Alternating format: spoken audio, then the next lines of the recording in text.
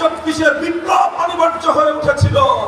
24-এ বাংলার তামাম ছাত্র জনতা, স্কুল, কলেজ, ইউনিভার্সিটি, আলিয়া মাদ্রাসা, কওমি মাদ্রাসা ভেদাভেদ ভুলে গিয়ে বাংলার 4 কোটি ছাত্র জনতা হাতে হাত রেখে ফ্যাসিবাদের বিরুদ্ধে, ভারতীয় দিল্লির গোলামির বিরুদ্ধে বিপ্লব করেছে, রক্ত দিয়ে শুরু করেছে।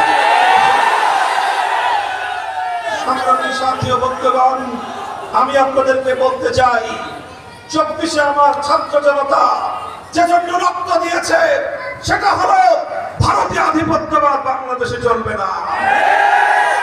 72-এর ব্যবস্থা বাংলাদেশে আর চলতে পারে না।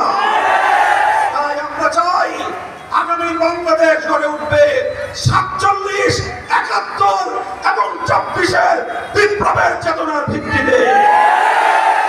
এজন্য আগামীতে যে নির্বাচন আমাদের সামনে আসছে, এই নির্বাচন শুধু সংসদ নির্বাচন নয়, সংসদ নির্বাচনের সাথে